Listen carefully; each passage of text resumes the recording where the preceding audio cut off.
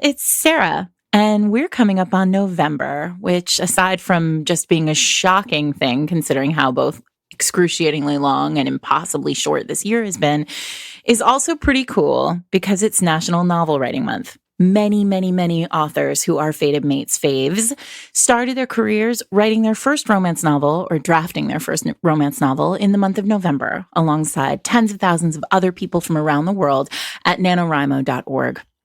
This year, I'll be doing my best to help.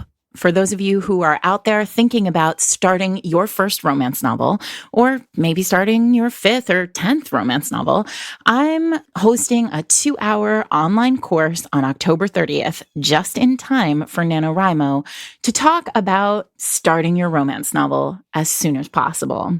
During the class, we'll cover everything from creating high-concept ideas to building great characters and mining great conflict, which is, as you know, a favorite of ours here at Fated Mates, and, of course, avoiding the dreaded pitfalls that are inevitable as you write your book. Most importantly, we'll talk about keeping the pages turning and the words flowing as you write your first draft. So whether you were planning on writing a romance novel in November or you just needed that one thing from the universe to tell you it was time to start, I hope you'll join me on October 30th at 1 p.m. Eastern for a 2-hour live class.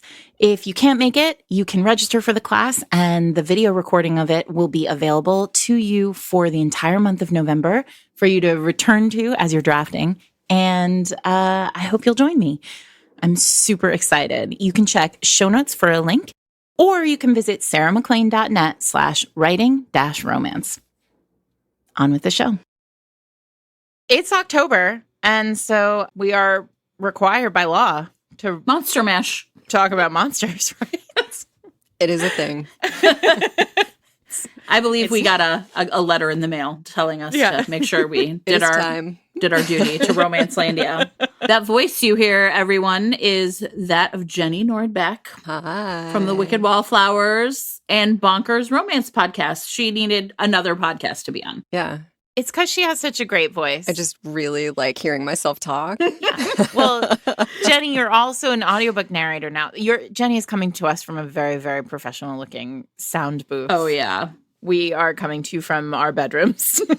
Yeah, I'm in a sound booth, but I have like a golem head and some sex toys that somebody sent me. Like, I don't know how professional it really is, but it looks legit. From the outside. Does look pretty amazing. Yeah. Well, and then we were like, is it a closet? Like, where are you? It's all very, very professional looking. It really does look great. I really thought she had tricked out a closet, but no, Jenny does it right.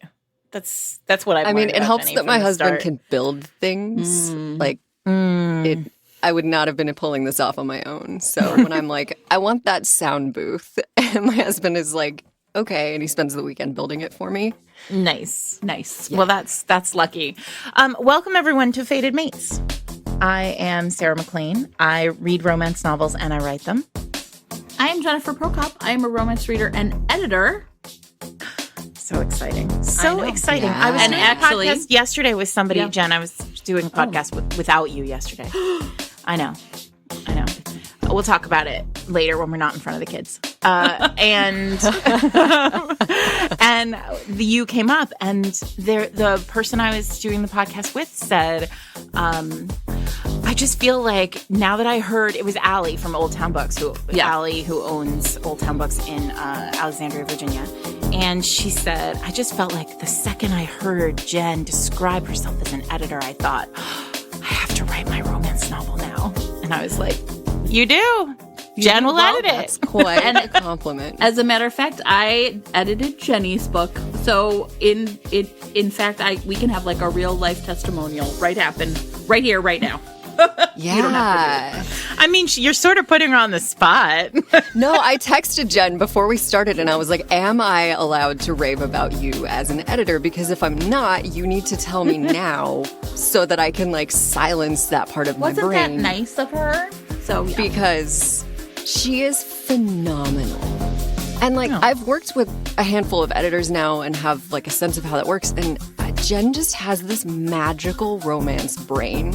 And you see it in Fated Mates, like when you're discussing stuff, the way that you can break things down and analyze them and whatever, but she can just look at a story and like see what it is supposed to be doing and how it is not doing that and how to twist the parts so that they come together. And yeah, I was just thanking her before we started, like, because I'm getting these like rave reviews about the book, and I'm like, I don't think this would be happening if Jen had not unfucked the beginning of my book. So, well, wait, let's talk about this book that you're getting rave reviews for. Let's name it, first of all. Yes. That's always a good way to sell a book, is to say the title. It is an important part of finding a book. It's called His Leading Lady. And it is a celebrity romance. Yeah, it is a fake dating, enemies to lovers romance between like a very famous A-list celebrity and an elite dominatrix who he has hired to like roughen up his image, but also teach him how to play this like dark, morally dubious part that he can't quite figure out because he's like Mr. Wholesome. So nice. It's fun. Yeah, I like it. And it's super hot, everybody. I mean, not that that's important to me, but it is super hot. It is important to me also. Someone tweeted and asked, does it bang? Who are you talking to? Just like every Fated Mates listener is like, what? That's a lie. I know. I was being silly. Yeah. It bangs. It bangs. It bangs like a storm door or like a screen door in a hurricane. It bangs. It's great. Well, I have not read it yet, but I am on the record for being like a ridiculous celebrity romance fan. So it is on my list for next week because I'm going to tell you all, my mom is having knee surgery. So I'm going to be a daughter next week, and I'm going to take Jenny's banging book with me. Oh, yeah. And read it in my childhood bedroom. That brings me untold delight. If anybody would love that, it's Jenny Nordbak for sure. Yeah. But believe it or not, we are not here today to talk about celebrity romance. Jenny has a different topic in mind for us. Yeah. I was like, can I please talk about monsters? Please let me talk about monster romance. It feels like Jenny wanted to talk about monster romance so badly that she started a romance novel podcast, another one, just for... It happened. It's not supposed to be monster romance. It's bonkers romance, but it's mostly monster romance. There's quite a bit of monsters talking about some random historical. No, we did, because I think it was one of you who wrecked it to me, possibly. The fourth episode that will be out by the time this comes out is Hold by Claire Kent, like Prison Planet. It's great. That's a great book. Me. I love that book. Oh, yeah. Same. It blew my mind when I finally read it. That book is amazing. Yeah, so we're not doing only monsters on the podcast, but there's a lot of monsters happening on the podcast. Even your little, you have a great logo, and there's like a little tentacle. A little kraken. Mm-hmm. Like swinging out there. So it's interesting because I think monsters, so obviously it's October. So of course there's a theme here, but also monsters are really hot right now in romance. And that's not to say that they didn't exist before this year, but it feels like before this year they were in a quiet corner of the pool and now they are much louder. Do you feel that way? Yes, but I feel like paranormal was really hot for a long time, but it was sort of like it was always kind of restricted to kind of the IAD group, right? Vampires, witches, werewolves. Which is not what we are talking about, for the record. No. So it feels like the monster romances we're talking about are just like pushing past that kind of regular group, for lack of a better word, into monsters that are... I don't even know what, Jenny. Maybe you should talk about it more. Yeah, so I have notes. I have an outline. This is a thing that is happening. Jenny's like a stern teacher. I feel an obligation to properly represent the monster romance subgenre. And I have to say that Lee Kramer and Katie Robert are my like monster romance buddies who we constantly DM each other monster romance recs. So they need some credit for this journey that I'm on. But what counts as a monster is something people ask a lot if they're not reading it. And I think what you said, like there's IAD where you've got like a demon, but if they can like throw a hat on and walk through New Orleans and people don't freak out, it's probably not a monster. So I think in general, it's like non-humans, and usually they don't shift to be a human during sex. So you have shifter books where like they can be a monster or a creature or whatever, and then they shift and have like normal human sex. But these monsters in general stay monsters. I think a few of my recs get a little more human-y, but there's some wiggle room in there. I think the way I often describe it is like it's Beauty and the Beast, but he stays a beast. Like there's no man at the end. And there is a lot of potential crossover between like paranormal and aliens and monsters. But the way that I describe it to people is if this person, this being, could like walk down the street, and it would make sense for someone to run away screaming, it's a monster. I'm going to count that as a monster. Okay. So right now, it feels like that we're talking, we have seen, let's do the range of monsters, because I feel like there are orcs and they're kind of humanoid monsters. So I have a gargoyle I'm going to talk about. Yeah. Orc, the minotaur in a weird way felt human. I mean, they've got to be human but enough there's like a to be able to spider bang. guy. Yes, so the spider is starting to get away from being as human. And their Yes. tentacles, like there's krakens and others. Yeah, like mermaids and like all sorts of dragons. Are mermaids monsters? I don't know. I would argue they could be. Like, particularly the mermaids that I'm thinking of who are like the vengeful, scary mermaids who will like pull you to the depths. And Okay, because I'm thinking of like Marie. The Little Mermaid. Sorry. No, I'm talking about Marjorie Liu's Merman. That book was called Soul Song, and it was out in the early aughts with all the other paranormal series, and he was a merman. But he did like have legs most of the time. Like when he was on land, he had legs. I feel like that's the problem. If the Minotaur is a good example of he was a flat out Minotaur the whole time. He had hawks and hooves. Yes. Well, I feel like that's Hawks, a really good Hocks.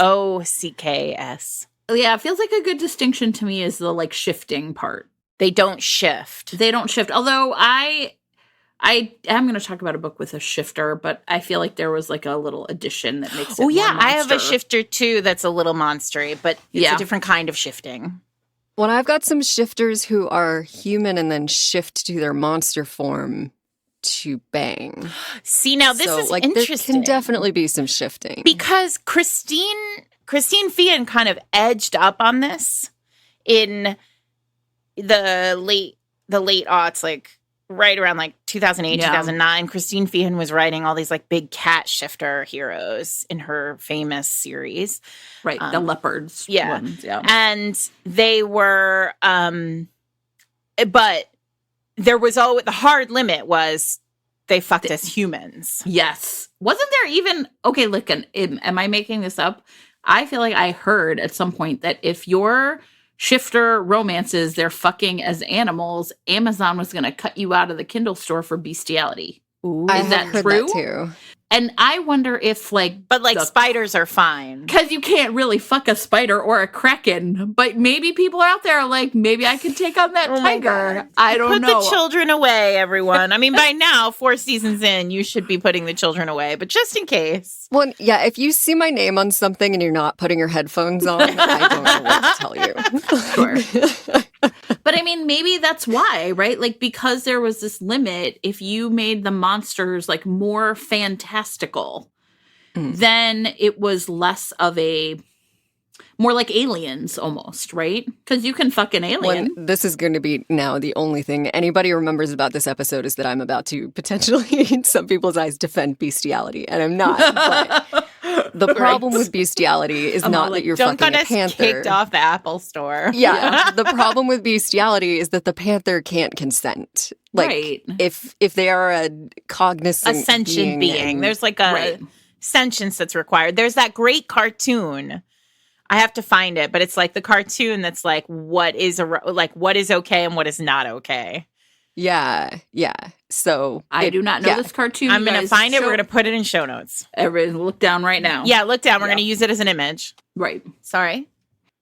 Amazon is not known for nuance. So yeah, if they just are like, nope, that's bestiality. We're sweeping this whole thing into bestiality. If there's shifters that do the thing as shift in their animal form. So, but spiders are fine. Also minotaurs, because minotaurs aren't real and spiders are very small. But I think some of these books have been having a hard time. The Minotaur, Morning Glory Milking Farm for a little bit was was in the dungeon, shoved into the Amazon erotica dungeon. Mm-hmm. So we should talk about that too. There's on Amazon, there is what's called the dungeon, which is if you write a book that is problematic in some. We talked about this a little bit with Nikki Sloan when we had her on to talk about erotica and erotic romance.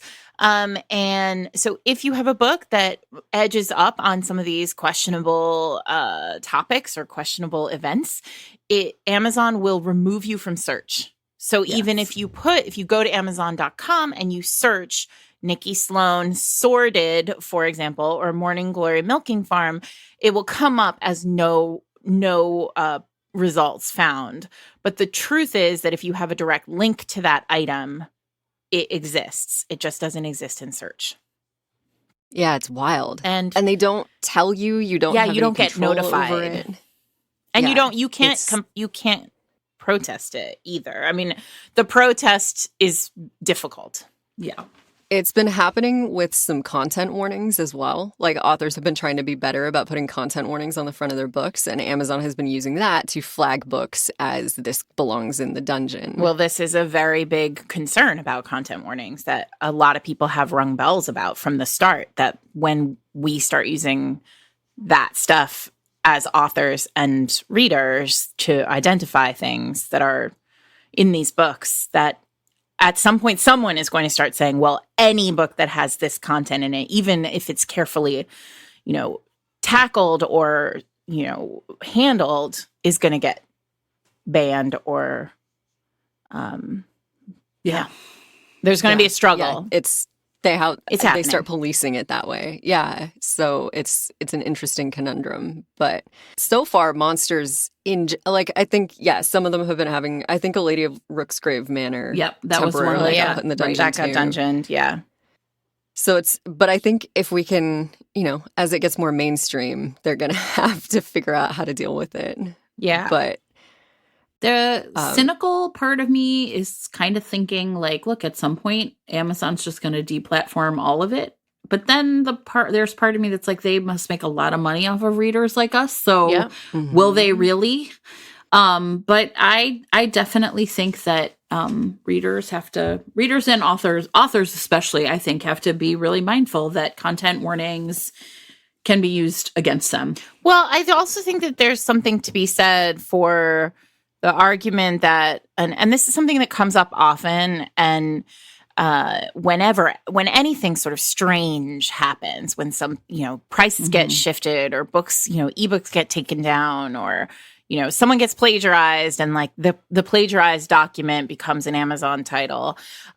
I think this kind of stuff happens all the time, but we only hear the bells ringing when it happens to a book or an author who is large enough and has a large enough platform for readers to get upset. And so I just want to acknowledge that books are getting dungeoned all the time that don't deserve to be dungeoned.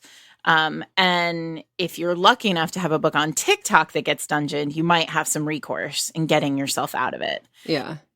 So it's just something to think about as your reader. If you'll start to see this now that you know that it exists as you're looking, especially on Amazon in the Kindle store.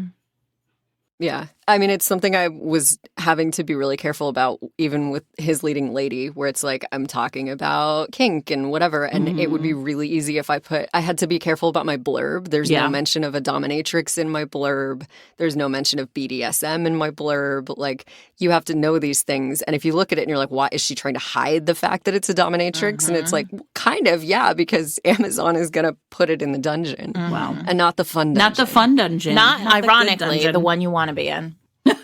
Interestingly, this was a conversation we had, not even just books, but like Melody and I, for the Bonkers Romance podcast, were going to set up a Patreon and decided to set up our own independent members site off of Patreon because of the nature of what we're talking about. Like, they could suddenly decide tentacle porn is bestiality and they're shutting down our entire Patreon and we have no recourse. Right. So but we don't have that option to subvert Amazon as easily. Yeah. So it's an interesting problem. So, all right. Now that we've done that, let's get back into it. Before we like really go into the monster romance, I had tried to answer the question of like, when did this become interesting to me? Because you're saying it's sort of becoming a trend in romance, but I was like, this predates romance for me. Like, when did tiny Jenny suddenly get an interest in monsters? Yeah. And the answer is Fantasia. Okay. Wow. So like tiny Jenny. This goes way, way back. And it's not even like, do you remember the scent? And I'm sure Fantasia is problematic. I have not seen it in many years, but it was made in the 40s. It has to have problematic stuff in it. So I'm throwing that disclaimer out there. But do you remember the centaurs? There's like the girl centaurs and the boy centaurs. And there's like these little, they're like getting them ready and they're so pretty. And so there was that. But more than that, there's Chernobog at the end, the like demon who's summoning the spirits. And he's like muscular and he has these big wings and he's menacing and he's so powerful. And I think that was like I was done for at that point. But so it's interesting because you came on season 1 of Fated Mates to talk about Sabine and Rydstrom's book. And you're an avowed IAD lover. And Chernobog at the end of Fantasia always reads as Sia, the hero of Wicked Abyss to me. See also Tim Curry as demon devil man in Legend, right? So I'm with you on this. I too went down this rabbit hole and then found, paranormal but there is something more, right? It's a slipperier slope to go from. It's one thing to go to satyrs and then demons who all, again, have humanoid forms. It's another thing entirely to make the leap into, and now they're not human. They don't have human form, right? They're spiders. Yeah. And the progression for me is then like the Gargoyles TV show. Like they're still pretty human. They're very similar to that demon, but they're massive gargoyles and you can't really say that they're human. And then we get to like Lord of the Rings with orcs and spiders. Like Melody joked that I'm a spider hipster because when we did this episode about Ensnared by Tiffany Roberts, the spider book, I was like, I've liked spiders forever. And she's like, oh, you liked spiders before they were cool? But it's true. Like the concept that there is this massive creature who has like built-in bondage abilities and like that would was appeal to you. There you really go. Formative age. Sure. Like, they have skills. They can do things. So I have a question, which is, what's interesting to me too about a lot of the things you mentioned is they're like animated or illustrated, I think, right?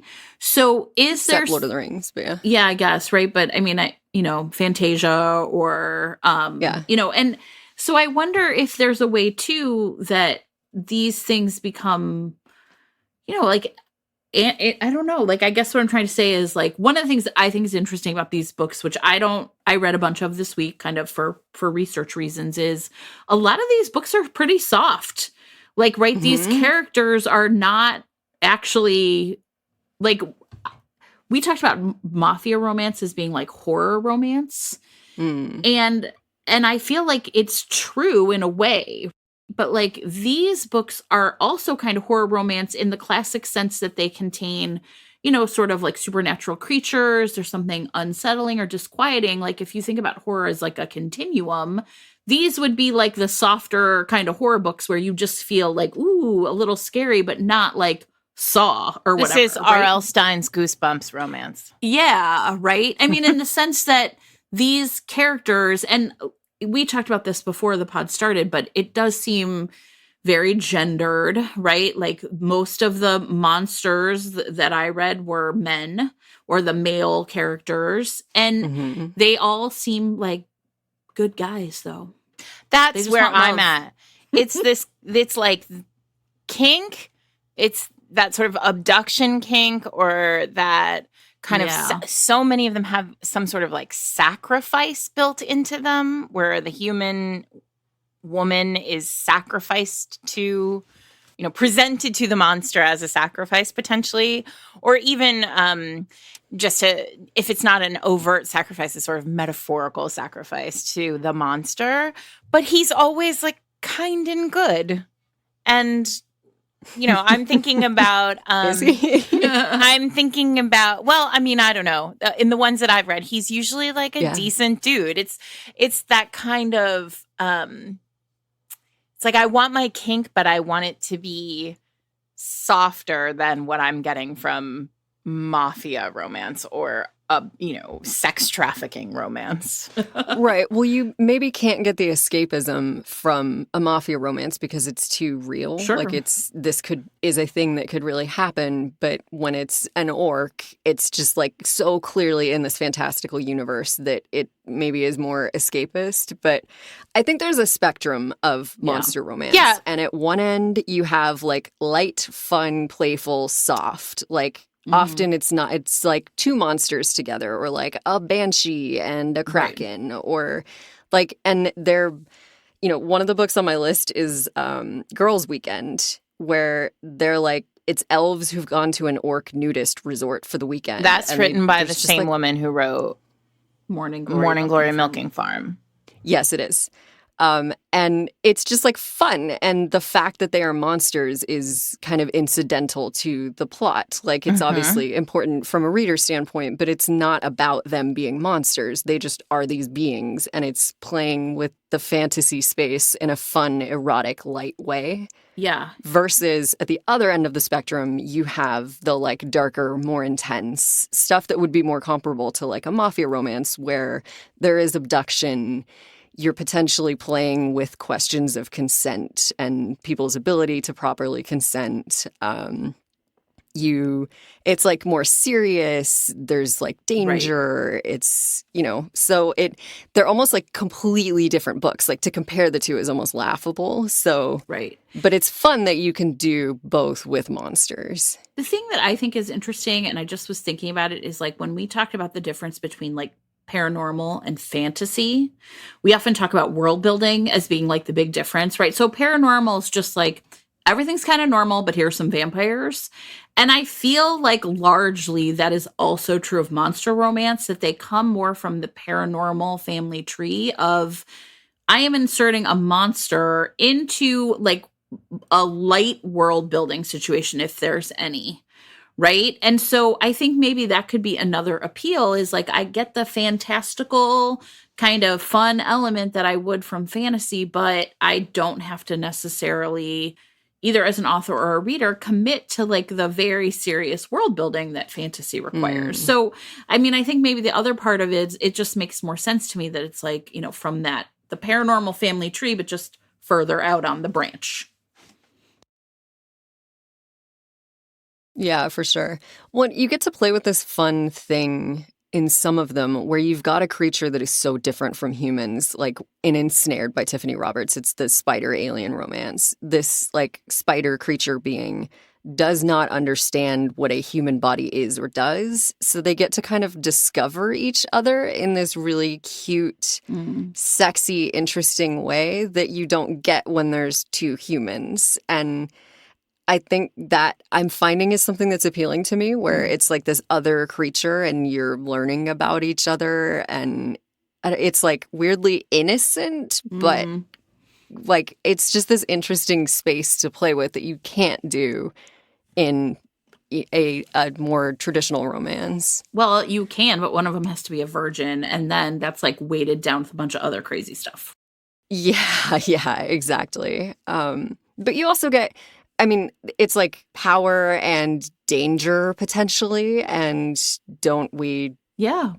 Most of us, like, that is like, why do we like billionaires and bikers and assassins? And it's like anytime you can put that power and that danger together, it's like the id buttons in your brain. And when you've got like a an all-powerful gargoyle who can, like, protect you from bullets. Like, tell me that that's not the power and danger id buttons getting hammered. We are sponsored this week by Radish, Romance That Feels You. Radish is a comprehensive romance fiction library penned by talented, popular writers. Bottomless content, one cute app. Sarah, what are you reading this week on Radish? So, okay, we're all romance readers. So we all know that tropes are queen here in romance land. And one of the things that I like the most about Radish is that when you're just sort of like, I don't know what I want to read. I want to read something pretty sexy. You know the itch you want to scratch. It just like scratches the itch. Well, this morning I woke up and I was like, I really want to read a best friend's brother story. And I know, don't at me. I know. We did a whole episode on it, but I love it. There's nothing wrong with it. It's an amazing trope. So I'm reading today. I'm not finished with it, but it's pretty great. I'm reading Gemma James's Swallow Me Whole, which... What a title. I'm not mad about it. So, I mean, look, its name is Destiny. So the premise is that the main character, Sadie, has a terrible boyfriend, and right in the first chapter, one of my favorite openings, she walks in on her terrible boyfriend in flagrante with another woman, with his assistant. It's like so cliche. Oh, man. And then she goes out with her best friend and her best friend's twin brother, who happens to be delicious. And things happen, and then suddenly she's, doing things with her best friend's twin brother, and I'm for it. And see, this is what's great about Radish. You are going to find whatever it is you're looking for. So Radish has a special offer for our listeners, which is that you can receive 24 free coins when you sign up at radish.social/fatedmates. You can use that to read Swallow Me Whole or any other of their exclusive episodic series. Either way, we think it's something any enthusiastic romance fan will want to check out. Thanks again to Radish for sponsoring our show. I keep coming back to why a monster, right? Like, I'm really wrapped up in what gets released by the fact that the hero, in most cases, it is the hero, is this monster, this, at least on surface, a monster being, right? So I read a book by Tara Phillips. I read Ensnared by the Orc, right? Which is set in a kind of like out of time in a lot of ways. The heroine feels modern, but it's set in a kind of time that doesn't have much technology. It's a little medieval too. And the heroine falls into a trap that has been set for trespassers on, the heroine is a human. And it's set on, there's like a boundary between the human land and the orc land. And she goes in there for romance reasons and falls into a trap with her troll hound, her giant dog. And the hero comes along and saves her, like rescues her from this trap, because he is a trapper and he did not mean to catch her. Then the second he sees her, he's like, hey, do you want to get married? And she's like, no, not really. and then they go back to like Orkville. And in Orkville, you discover, and this is the third in a series. I did not read the first two because I just picked the one that had the like trope I was most interested in. But she gets back there and there are these other human wives, and it turns out all orcs born, like even half orc mate, half orcs are born male. So they have to marry outside of their species. This is a very orc thing. Yeah. So this is like orc mythology? Well, it tends to be consistent in a lot of orc books. Okay. And I don't know if that goes back to like Lord of the Rings, they're all male. Right. Or there's probably something else to it. Okay. Yes. See, I did not know. So I was just like, oh, this is fascinating. Like you literally cannot be a female orc. So like in order for you to end up with an orc, it has to be interspecies. Like he has to feel monstrous in some way for you to end up with an orc. I mean, that's, I think from what I've read, pretty common. Almost every book I read was sort of like, you know, all the Kraken are mostly males, or it's really hard. There's not as many. I mean, Ice Planet What's Barbarians. the deal on that? Well, look, I mean, you guys were living in a time where we're really grappling as a society with like people acting in ways we think are monstrous. I don't actually think it's all that. Yeah. I mean, but for as many of those books as I can come up with a bunch where it's like they're both these paranormal creatures. And yeah, like there's definitely something to what Jen is saying, where it's like, what if the monster's not really a monster? Like they look like a monster to everybody else, but you know. I'm just gonna say, like, I have like a knee-jerk negative reaction to that, Jen, only because like they're so on the one side of the spectrum, they're so soft. So like, are we really saying like let's just write the monsters and like write them decent? Which is like, oh God, then what are these books, right? I mean, I'm not saying you're wrong. I'm just saying like, Isn't this every white woman in America who's like sleeping with a Republican right now? Like, but I know he's really good inside, so it's okay. But that implies that they realize that that's problematic, and that they are, you know, that he's a monster, but she's not a monster, and she is self-aware enough to recognize that like he's a bad man, and she doesn't agree with him. And I think in many of those cases, the women are just as complicit. I struggle with that because I feel like when we talked about dark romance, we hammered home this idea that like kink is, you know, this is a real kink for a lot of women, right? Like Nisha had the numbers, like 1 in 4, 1 in 6 women like have these kind of fantasies. So the books serve a fantasy purpose that we should respect because women's brains exist in the world. Of course. But I mean, I think horror, okay, like if we just talk about it as horror. I don't think this is horror the way that those are horror. But I feel like they have to be. Like monsters have always been a big part of horror. And one of the reasons that the appeal of horror is so great is it's like a safe exploration of like the dark side of humanity. Yeah. And so that's always been the case with horror. And so I don't think you can say like, you know, it's just because it's monster fucking, it's not horror anymore. I think. But like, we didn't feel this. We never had this conversation during IAD, right? Yeah, yeah. And is that because now we're 4 years in and we're just smarter? Or is it because there's something different? I guess that's what I'm asking is like, is there really a difference? Or is this just like the future of IAD is like spiders and shit? Because these creatures, interestingly, for those of you who are with us in IAD or have read IAD, this is Provis country. Mm-hmm. Yes. There's Veritas Army, which is all the like vampires and demons and again, humanoids. Mm-hmm. And then there are like the Provis, and those are the monsters, quote. But Cressley herself is even starting to play with the idea that they may not be as cut and dry, bad and good as she has like initially led us to believe. And yeah, the like Veritas are all kind of more humanoid, and then when you get on the other side, they do get more monstrous, but yeah, it's like snakes and shit. Yeah, but I think even she is testing this idea that like these are not like that they have been traditionally thought of as like monsters and bad and whatever, but that like they're not all bad, or that, you know, there's right. Like, once you get to the Torture Island movement, you start to see like, oh, maybe it's actually the humans who are bad. Like, yeah. So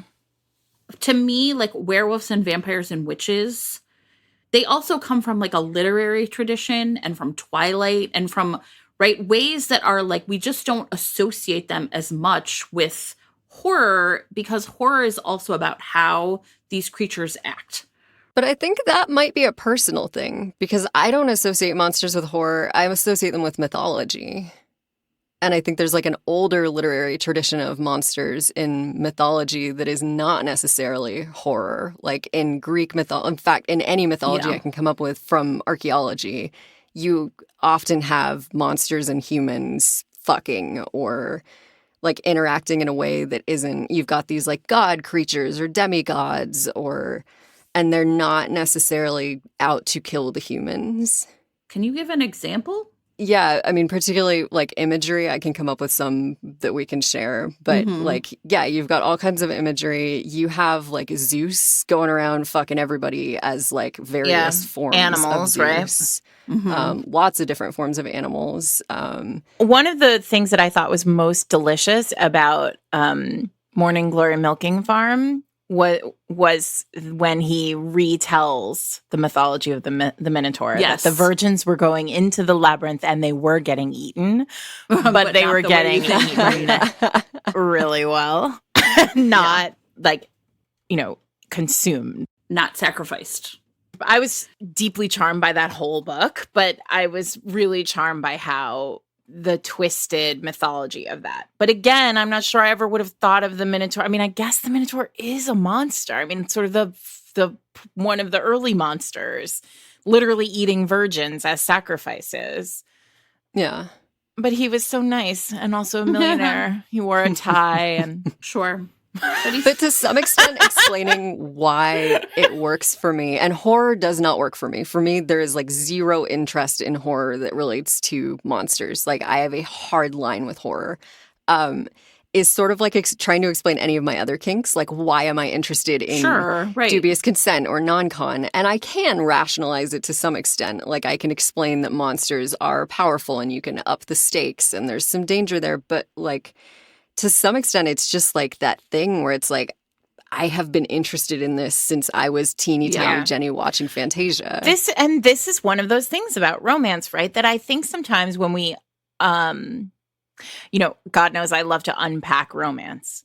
But sometimes you can't do it in the moment. You need the distance. And also part of the joy of romance, what's packed into romance and gives us all such happiness when we read it and like pushes our buttons when we read it, is that it is hardwired in some way. Sometimes there are things that you can't fully understand because romance is just smacking you in the id. It's like happening. Synapses are firing because you're just getting pleasure out of it. It's a dopamine hit. So I do think there is some of that here too. But I also think to Jenny's point initially, one of your early points, Jenny, when you said it's also about like a big bad protector. Mm-hmm. Yeah. You are in the spider's web. No one else can get to you because they have to go through the spider to get to you. And he's not going to allow that. Yeah, I mean, another theme that you see a lot, particularly with like orc romances or some of the darker ones, is like the woman is with a horrifying man. Like her husband is abusive and terrible and horrible and whatever, and the orc kind of kidnaps her but also saves her. So like the example I'm thinking of right now is The Lady and the Orc by Finlay Fenn. And like her husband is horrifyingly bad, and it initially seems like it's bad that she's been kidnapped by this orc, but then he's like he treats her the way that she deserves to be treated. Right. It's like frying pan into the fire, but it's not so bad over here. In fact, it's quite nice.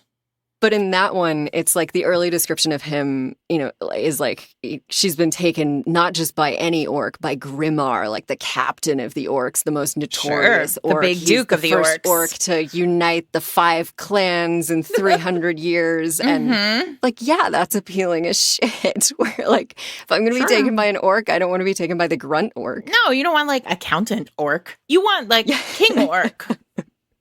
We love accountants. I think one of the things, though, I mean, I guess, and like this is interesting to me because, like I said, all of this is like I did some research this week, but these books I read were like I felt a little like an anthropologist. I was like, this is interesting to me, but it doesn't like I don't have. It's not giving you pants feelings. No, not at all. It's giving me interesting like brains feelings. One of the things I guess I want to say is, and I'm fascinated. I'm going to spend a lot of time thinking about this like mythology piece, but like realistically speaking, like we all call it monster fucking. And I think that there's a part of me that's like, nobody's calling mythology fucking. And I think that there's a part of that that's also about like something that's like wild or untamed or right. Like what are the limits of that really in human society where, everything is so, you can get an oat milk latte or whatever. So I also think a lot of it is like the ones I've read are very much too about like something that seems more like primal or like less like civilized, literally like I'm having to leave human society in some ways to be with my monster lover. So it's also, there's something I think about that's interesting, that was interesting to me, because it's like being your real self, or like getting back in touch with your own sense of like your senses of the world that like humanity has. And the book I'm thinking of, maybe I should give an example, is I read a book also by Tiffany Roberts called Treasure of the Abyss, which is about a kraken. And a woman, although it's like 400 years of settling on this planet called Halora. And her name's Macy. She's 25. And, her sister died when they were younger in the ocean. And she's always felt this like real guilt about it. So her whole life since this happened is essentially like being a good girl and doing what her parents want and following the rules of society, because back when she was a kid and like her and her sister went playing when they weren't supposed to, and her sister died. So she's going to essentially marry this man she doesn't really love, but because they're friends and she doesn't want to disappoint him, and it's what everybody thinks she should do. And he takes her out onto the ocean and they are shipwrecked. And she is saved by this kraken, Jax. And he kind of kidnaps her, and he at some point says to her, like, you were not being your real self. Like, you were not happy. You were doing everything for everyone else. But if you stay with me, you can be the person that you want to be. So it also felt like this metaphor for, right, like he was going to offer her something that was outside of the limits of civilization, which were an impediment to her like being real with herself. Mm-hmm. What's the IAD that starts with her working at Disneyland? That's Wicked Abyss. Yeah. And it's just fascinating to me that, like, I feel like it's just this really fluid line from IAD into monsters. Mm-hmm. Like, it's just, there's almost nothing in it. So the idea that it's a hard line for you, Jen, is really interesting to me. That, like, one, you're into enough to build a podcast around it, and the other gives you zero pants feelings. But okay, nobody in IAD had tentacles. Like, I read the sex scenes in this book and was like, but they had horns. Like, if you're Kate Claiborne, where's the difference there? But I didn't like the horns. That was me who liked the horns. Like you were the horns person. Very into it. So maybe that's it. That IAD, it was like, in spite of that stuff, you loved it because the storytelling was so good. Yeah, maybe. To me, it felt like, yeah, and I don't know. I mean, I guess I'd have to think about it. But like, to me, I mean, maybe the one you were like, this isn't monsters, to me, it's mythology. Like vampires and werewolves or whatever, to me, just feel like so normal or normalized that I never thought about them this way. Whereas when I'm thinking about like a dude with tentacles or a gargoyle or like nodding, which is like another one I read with, right? I was like, that's now somehow I just, but you're like you said, it's fluid. Sure. I mean, it's fluid for me, but I think it comes hand in hand with aliens right now too. Or really, I mean, over the last few years, aliens have become real hot. And I think that there is something to this kind of otherworldliness of the heroes. There's something compelling about maybe a creature who is not human and doesn't come with all the human baggage shit that human men come with, right? Well, okay, can I be crass for a second? And let's just, if you do not have headphones on, we don't allow it here. Human male genitals are poorly designed. Like, the clitoris is the primary female, like, pleasure center, and the penis does nothing to stimulate that. So, in most circumstances, like, it's so, like, unless you're like a gymnast. Yeah, human male genitals are, like, not well designed for human women. I don't understand why that has happened. But so in this one with the Kraken, Treasure of the Abyss, like at the base of his cock, there's like little Yeah, they all do. Exactly. I mean, it's Ruby it's Dixon, not like right? a- Ice Planet Barbarians. No, Right. it's not Robin like a Lovett. secondary thing that's gonna like tickle your ass. It's literally like around the entire base of his penis. There's like little ticklers. Oh, And like I a was like, sea yeah. anemone. Yes, that's how I pictured it. And I was kind of like, I bet that would feel good. Okay, Yeah. So you get this but I didn't think it potential was to sexy. have like yeah, better sex organs Right. with aliens There's- or with monsters we or sure. Talked about those Satyr books, the Elizabeth Amber Satyr books, which have to be some of the earliest of like the modern monster porn or monster books, monster romance. And they have, when they lock in, when they have had their like night-long marathon of sex in all Yeah, ways, like little snake thing comes out and like cleans you up and like cures That your sounds nice. makes everything feel right again. no UTIs. I mean, it is interesting, and there's definitely, I mean, there's that too, right? I mean, that's a good point, Jenny. or you have extra appendages, whether they are spider legs or whether they are tentacles. Like you are now holding someone's arms above their head by the wrists, and Right. you can You're touch big enough for breasts, face you can sitting. touch a clitoris. All like- these monsters can like. There's Do no everything. fear about face sitting. It's just Oh yeah, Just they get can right up hold there. you up. Sure. They might have a better tongue. Like there are. They always have a they better always have a tongue. better Yeah. tongue. Yeah. Yeah. So just from like a mechanics standpoint, you can take men and improve them by making them better suited to please parts. See, you really won See, me over. now That that's seems like a cool. cool thing, Yeah. right? Yeah. Now we're like, I'm like, okay. yes. I'm in it. I'm in it now. Well, and I want to clarify that I talked in very MF terms about the improved sexual function, but it applies the same way to queer. Like a tentacle is useful no matter what parts you're dealing with, or like it applies to all bodies. I do think that, but here's what I want to say. Yeah. I want to talk about the fact that I read this orc book. I did a little bit of reading around. I did not read the spider book because it ends on a cliffhanger. Same. So I was like, there's sort the of a deal breaker cliffhanger. for me.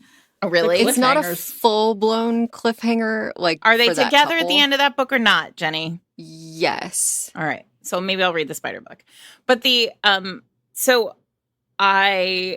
But I am curious because, and I know we keep talking about this Minotaur book, but I think it's really fascinating, especially in light of also reading these orc books where they really so there's something so wholesome about these books. They are fine. They are sexy in that, I mean, that Minotaur book is sexy, right? Yeah. Especially if you're into like semen in some way. I mean, I did not know. I don't think I'm into 24 ounces of semen, but like, there's something kind of there. Whatever. If that's your kink, like, I can see how that would work for you. And the sex is great in that book, and there's a lot of it, I guess. But the takeaway from that book, aside from 24 ounces, is not about the sex for me. It was so wholesome, and it was like a small town romance. A magnificent small town romance that was not boring. And that is not to say that all small town romances are boring, but they can be very samey. You know what I mean? Right. Like it's a small town romance without the cupcake shop. Exactly. I mean, it wasn't a small town, right? It's a city. It's conceived as this city, but it doesn't feel like a city. And I mean, anybody who lives in a city knows that cities don't actually feel like cities. Cities feel like small towns. But it felt very small town. It had such like a wholesome relationship. He was such a decent dude. There was so much about it that felt like, yeah, easily they could have met while she was doing her job in the cupcake shop, or she could have been the barista in the coffee shop, and it would have worked the same way. And I felt that way about this orc book too, that it felt very small town. It was, the heroine was a hermit, and then she ended up in orc society in this like nice community filled with lovely, human women who had all been abducted or sold into this orc community, and now they loved and, we're all having babies. And so I think there is a part of me that feels like some of these authors are taking the bones of really traditional structures in romance. I mean, and not just traditional structures, truly bedrock. Small town romance is bedrock. Small town romance is Emma and like Pride and Prejudice, right? We are talking about the roots of the genre and moving them forward and just layering the story with something that's different, something fascinating. And I think when Sophie Jordan talks about high concept romance, one of the things that she talks about is that when you're trying to write something really high concept, you have to think about it as exactly the same and completely different. Like if you stray too far from the bones of what you're writing, readers won't go with you. But if it's you not like other romances. Layer it. And we want it to be like other romances. Right. We want it to be like other romance, right. But at the same time, if you write the same thing that everyone else is writing, you won't ever boost out of, you'll just be the next one, like Candy. There's no moment that's the trick is figuring out how to layer a new idea over a deeply old one. And that's what these feel like to me. That was my experience too. And I want to add, one of the people I did a little research, but I also contacted one of our listeners, Alyssa Long, who had a really interesting thread about how monsters have been for a really long time an allegory for disabilities. Mm. And I asked her, I sort of was like in a DM, was kind of like, anything you want, anything you think I should have read or talked about. And one of the things she said about Morning Glory Milking Farm was, and I don't think she'd mind me quoting this, is she said, the monster town had accommodations for each different kind. And it made me really think about how I would feel if I stumbled upon a town that tried to make itself for me instead of the other way around. Mm. And I think that is something also about a lot of these books is, and this is what I liked, as opposed to, I think one of the problems when you think about like monsters as a disability is, and this is like the Beauty and the Beast kind of thing is, it's a curse. And then when you are good enough, it gets like fixed or removed. And I like that a lot of these monster romances, the goal is not to not be a monster another. Like that's no part of the it. Monster experience is just coded into the world building. Right. So another example I read, and it's a novella, but and Sarah, I think you're really onto something because I really teed into like what I think this novella is setting up. So I read a novella by Emily Hemingway called Flesh and Stone. And it's pretty short. And what happens is it starts off in like 1840s New York where a witch curses like a hunter. He's like hunting her. And she turns him into a gargoyle. And then it's 2021 and essentially this woman comes into the churchyard and sees him and touches him and he like all of a sudden he kind of breaks free. And the whole time I was kind of worried like, okay, what if she like fixes him? And that is not the case, right? Like he stays a gargoyle. And basically he spent, the 150 years of gargoyledom, like kind of figuring out what his like body can do now. And he has wings and all this stuff, but it's very sweet. But the way it ends, and it's like a little bit of a spoiler alert, but you could probably see it coming. So if you don't like spoilers, skip ahead, is he returns to his like 1840s, like monster hunting organization is now a 2021 monster hunting organization. And he can still like work for them.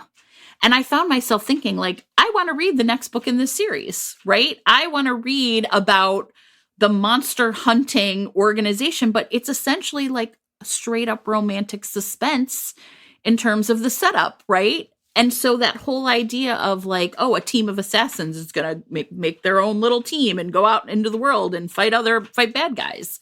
So I did find myself thinking the same thing, like, I see what this is doing, but it's a gargoyle instead of a Navy SEAL. Yeah. Which is interesting because I wonder if we're, in that case, right, you're taking these kind of archetypal heroes who are starting to feel like they don't 100% fit in anymore. Yeah. The cowboy, the Navy SEAL, the whatever, that they don't fit into the way contemporary romance is moving. Does that make sense? So what we have talked about a lot is that paranormal is the place where, and Jenny and I were talking about this earlier, paranormal was the place for a long time that like the Bonkers romance plot, right, could live. And you could be sort of cut free of the moorings of like realistic fiction. And then we've said for seasons that we think that erotic romance is where some of the most interesting work in romance is being done now.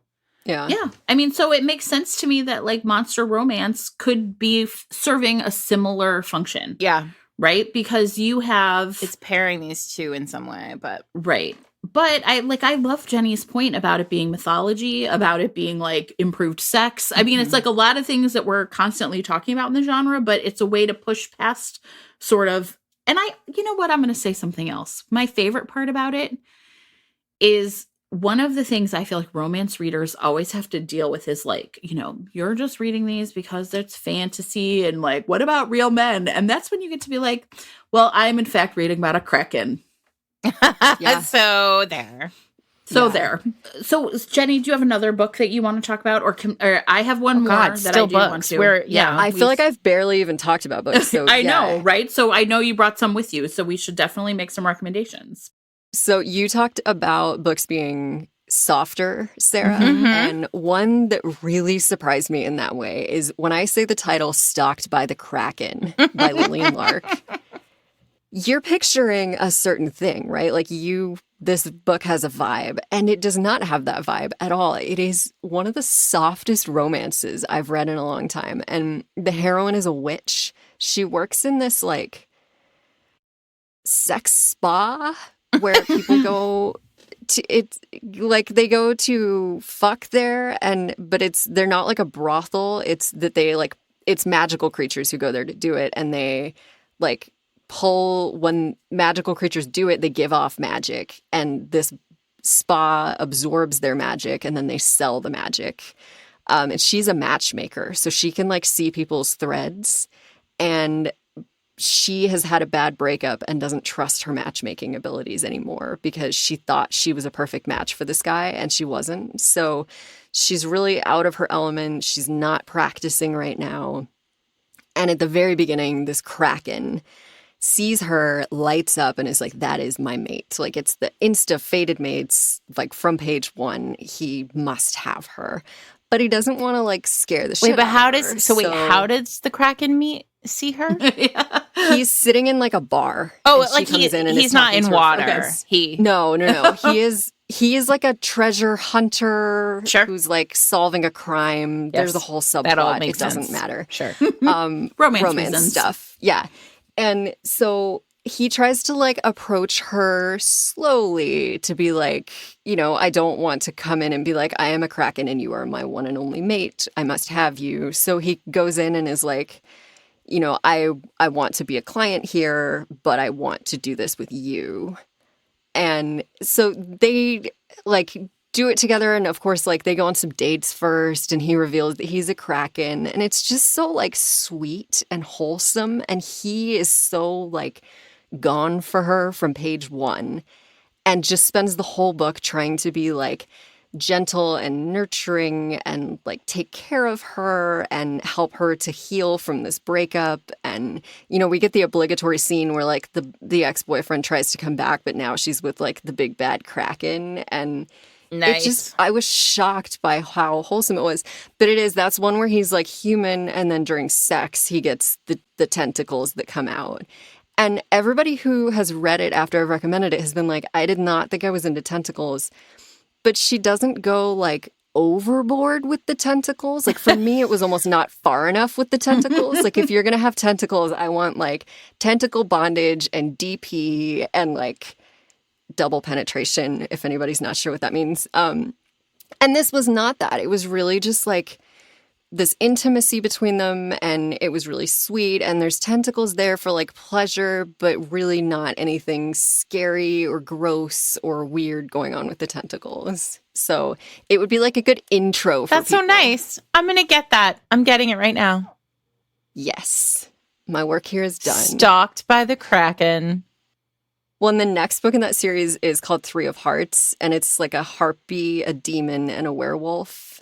Can I say like a poly relationship? This is interesting because I also think this is fascinating. If I found this, I found this with a few of the authors that I was trying this week, where you then you're like, okay, I'm in on Krakens, and then the next book is 3 totally different monsters, and then I'm like, oh god, now I have to be in on these.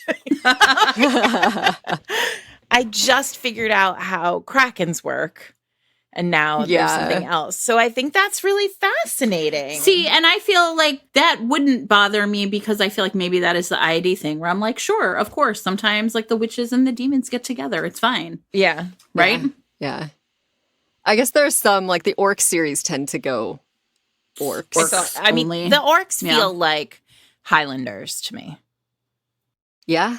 Sure. It's a kind of like a warrior race of there's like a kilt wearing Scots. There's a clan. The clan has a leader. It's whatever it is, and everybody has their role in this like thatched cottage community. Yeah. When we did our Bonkers romance episode about orcs with Naima Simone, oh my god, it was so good. But I compared it to the Vikings in early Britain. Similar. Yeah. Because the Vikings have come over on their ships, they've started this civilization, but they left their women behind.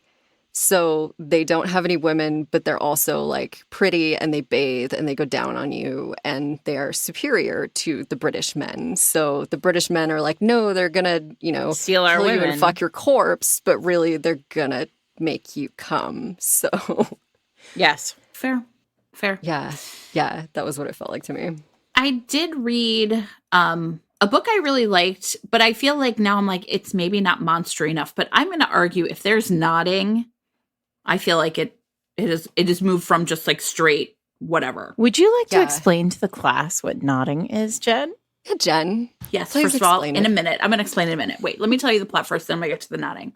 Okay, so the book is called The Alpha's Warlock by Elliot Grayson, and this is a series of male-male romances set in sort of like a small town, and there's like sort of this local werewolf pack called the Armitage Pack, and they're struggling a bit. Like they're not as wealthy as they should be. There's somebody mismanaged something like a generation back. But in this one, a local warlock, and again, like these read as very like young men to me in their 20s, Nate Hawthorne, is kidnapped by the local bad guy werewolf pack. And the bad guy werewolves essentially are going to use Nate's magic. They're going to bind Nate's magic to one of their werewolves in like some kind of like essentially a mating ritual. Like they'll be mates. And then that guy will be able to like siphon off all of Nate's like warlock energy. And Nate manages to essentially escape he freaks out and just like has like basically a magic panic attack, and he like runs off, right? And he makes his way back to the Armitage Pack, and he basically says to them like, I escaped after they started this ritual, so if I don't bond to one of your wolves, then I'm gonna die, because I like essentially the magic has to go somewhere. So he ends up getting mated to Ian, who is, they have like this enemies to lovers vibe for reasons. What I really loved about this book was like it's really snarky, kind of funny tone, right? I don't know, like it just felt like really like Nate's kind of a smart ass, and he's constantly like being an asshole to Ian, who's like all gruff and serious because he's a werewolf. So at one point he's like, fuck you, Ian. And Ian's like, the other way around, actually. And I was like, kind of like, I was like, all right, it made me laugh. So Ian, in order to secure the mating bond, he has to fuck Nate, of course. And, Nate's no stranger to anal sex, but apparently the nodding thing is once you're in there, then there's like a part of the penis that will like expand and kind of like lock in, like it's a knot, like a anchor, I guess. I don't know. And then that's like a really big part of the mating experience. And then like after you come, it'll like slowly go down. It's like a super hard on. Maybe is how I would describe it. But to me, I was like, that whole nodding business to me seems like a further, right? There's some sort of, that's more than just regular sex. So that to me made it seem. Some magic penis. Yeah, I think anytime there's like different genitals or like magical semen, you start to get into that territory more. Yeah. I also really liked in this one, and maybe this has to do with what I is like there was no will they or won't they energy in the book. It was like, you're going to die. I have to fuck you. And I was fine with that. Nice. Yeah. I mean, similar to paranormal, you can raise the stakes way up. Yes. Sure. Like, Yes. it's right. life or death stakes, or like, yeah, you can, your romance reasons expand. Can get way bigger. And you know what? I also really, characters backing into a corner are my favorite. So to have Nate essentially be like, I have no choice. We have no choice. We have to be mated. I was like, great. I really want to read this. So. But I would also call it like monster fucking light. It felt very similar to other things I had read, but just like this extra level. Yes. An interesting one is A Lady of Rooksgrave Manor by Catherine Moon. This is a good test balloon one. I feel like if you've never read a monster romance, or you've done paranormal and you're not really sure where we're going, what we're talking about, this is a good test balloon. Especially because they get less monstery instead of more monstery for the sex parts. So the character is a sex worker in like a brothel that caters to monsters. And so during the book, she ends up with like 6 boyfriends. Yeah, there's like a golem and a vampire, and like a lion, like is there a griffin? Nope, I'm blank. But yes, it's like there are part 6 different lion creatures. So you could, it's like a sample platter of monsters. You test it out, see what tickles your fancy. Yeah, it's an appetizer. It's like wings, mozzarella sticks. Like, this is one where the MF becomes really glaring for me, where I was like, can I just have some queer options in here? Like, can I have Medusa? Or, like, there's some good options out there, but hopefully somebody's going to start writing me more. But yeah, this would be a good, like, test out the waters, see how you feel about it.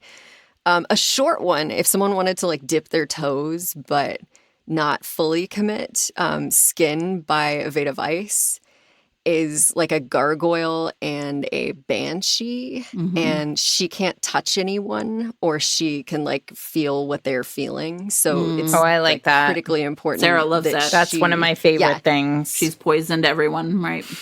She's got like the gloves and the whatever, but she can also feel objects. So at the beginning, she like takes her glove off to feel the object, and they get ambushed. And the gargoyle is the hero, and he's like her bodyguard when she's out doing the like feel the objects thing. And so they get ambushed. He shields her from bullets, takes the bullets for her. But in the process of that, she has her glove off and she touches him. So now she can like feel what he's feeling. But also it's like, well, it's done now and you're the only person who can touch me. But in touching him, she discovers that he has been in love with her for like ever. Oh. And he's been hiding it. And he's even now trying to like tamp down on it. So she's like, it's a small thing. And he kind of looks at her and like lets go of his hold on it. And she realizes it is not a small thing. That's nice. Yeah. That's another one Alyssa recommended as being particularly good too. So that was going to go on my list. Yes. I'm buying that one too. It's short. It's like 14,000 words. Okay. So you just get like the setup and then the sex, which, you know, is a delightful. I mean, what more do I need? Truthfully. It's like a little snack. Yeah. Well, and I think like that's back to the whole idea of, right, like if it's a punishment that you're like disfigured and disabled and then you go back, that's part of the thing that's especially egregious, I guess, in terms of like reading these as allegories for disability. So I'm glad to hear that there's some examples like that. Yeah. A thing that it also reminds me of is the idea that this otherness is a bad thing, and then you discover that it's not a bad thing. Mm-hmm. And I think I feel that with, like, I have obsessive compulsive disorder, or like, I think I might also be on the spectrum. I have friends who are on the spectrum, and it's like, because that's other, it's seen as a bad thing. Like, you have a harder time interacting, or, you know, it's something that should be treated or medicated or whatever. But when it's your reality and you like find someone who loves you for those things, not in spite of those things, it can be really powerful. So, you know, like my husband appreciating the parts of my obsessive compulsive disorder that other people might have tried to fix in the past was just so powerful for me. And that's not to say that people with obsessive compulsive disorder are monsters, because clearly I'm not saying that, but there's something in there for me that like you are other and that they love you exactly as you are. Like they don't want you to change. The fact that you are other is actually a benefit by the end of the book. I don't know. I mean, I think the thing about romance is always about like love and radical acceptance, like this idea that like everyone deserves love. And so I think it makes sense that like monster romance would be unpacking. I mean, of course, unpacking similar themes because it's still a romance. But you know, if we read romance, like sort of contemporary romance where, you know, the goal was to fix someone at the end, we wouldn't like that. So we should be able to maybe apply those same lessons to any romance that we read. Yeah, for sure. So I want to talk about a book that is out of print because I'm sad that it is out of print. But several years ago, I read Marion Pereira's The Beast Prince, which was published by Samhain back in the day when Samhain existed. And it remains on my Kindle as one of my very favorite, what I thought was paranormal romances. I think it might be a monster romance. I don't know. It might not be. But basically, the premise of this book is that the world building is so stellar. But the idea is that it's this pretty bleak world, and it is run by a quartet of princes who are the product of like a goddess and a human.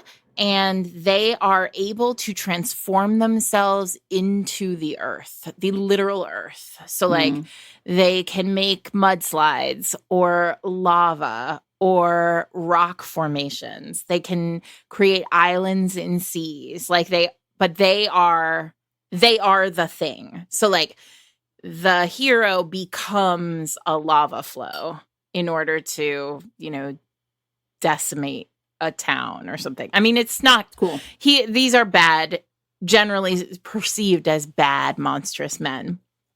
And they roam this earth. And when when they appear on the outskirts of a town, there is a belief that a sacrifice has to be sent to them. So the heroine, who is a sharpshooter and captain of the guard, her name is Katsumi, she is sent off to be made to appease essentially and sacrifice herself to this earth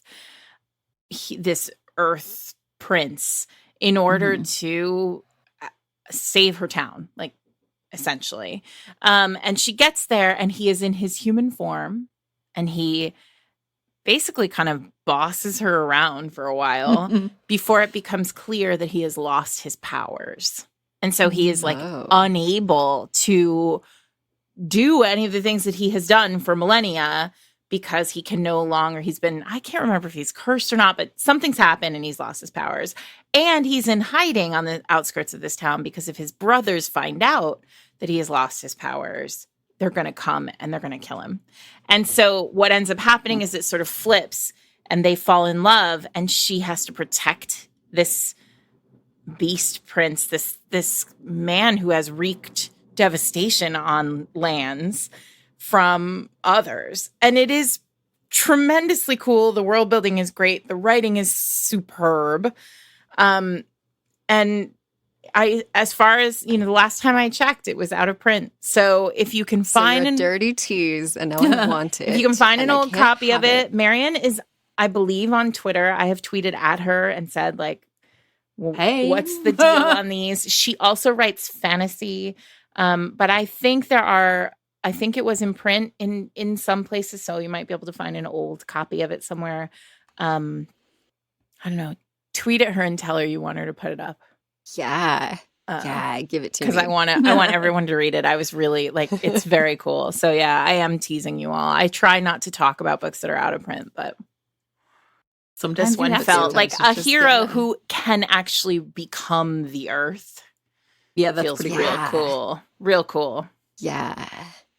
Well, and that to me definitely seems like mythological, right? Like I mean, I think I've been thinking so much about it. I know I will be for like a long time, but sometimes to me, like the difference between like monster and mythology might just be like the sphere of influence. What Zeus can do versus what like one Kraken can do. Those seem different to me. And maybe they're not. Maybe it's just time, right? But I think that's like I will be spending a lot of time thinking about that because I think it's a really interesting point. Yeah. Well, I hope I get text messages about it. Yeah, in the middle of the night, I'll be like, okay, but what about? And I'm going to be sending you dirty mythological images now. I will be putting them all in show notes. It's going to be amazing. Excellent. You know, one thing that is not monster related, but I just feel like I did not sing Jen's praises as enthusiastically as I would like to. We talked about you editing like a finished book and it's done and it's ready to be like developmentally edited, or, you know, you can give feedback on that. But something else that Jen just did for me that was amazing is she brainstormed the next book with me and let me not walk into the traps that I did on the first book that were going to cause me to have to do a whole bunch of rewriting. And it was amazing. And if somebody has like the idea and the outline and they're like about to get really heavily into the writing, I feel like that would be so helpful as well, because you can do this magical thing where I was like, all right, it is a rock star romance. She's a former escort. It's second chance romance. Like they were really young. And I started laying it out and Jen was immediately able to clue into like, these are the things that the reader is going to automatically want to see. Like you lay out that premise and these are my expectations. And those things sound really obvious, but I think when you're writing the story, sometimes you can get so into the characters and the weeds and the details of the plot that you can miss one of those check boxes. And missing that checkbox is the difference between a decent book and a great book. So I don't know what to say. I'm like very like, whoop. Jen, you're a star. I will say, my favorite moment of that phone call was at one point, Jenny was like, okay, but like this thing is kind of the same. And I was like, that's your core story. And I literally, Jenny's voice was like, oh shit. She literally, I mean, it was actually kind of a great moment. I was like, yeah, awesome. That's your core story. Yeah, and don't touch It that. was like writing therapy in brainstorm form where Jen like gave me permission to tell this story. And I got off the phone and like finished this book where I had like parts and pieces was then a finished outline that felt like I can dive in and be really confident that this is going the direction that I want it to go. I love it. It's hard to take compliments, so I will just say thank you. You're amazing. Yeah. She's amazing. Her magical romance brain. That's what you get for reading nothing but romance for many, many, many, many decades. Jen, do you have a website up? Because I know everybody is now I hope like, what do I do if I want Jen's brain? It will be up by the time this airs. So all my editing information is you can find at jenreadsromance.com. Perfect. Jenny Nordbak, thanks for coming and talking to us about monsters. Thanks for the very illuminating week of reading you delivered us. Yeah. And I did. It was fascinating. will you please tell everyone, the book is called His Leading Lady, and it is in stores now. And will you please tell everyone where they can find you on the interwebs? Bonkers Romance is the new podcast. So that is bonkersromance.com. Any of your podcast players, Bonkers Romance on Twitter, Instagram, and Facebook. Or if you want to find me personally, I am Jenny Nordbak, which does not have a C in it. Everybody puts a C in it.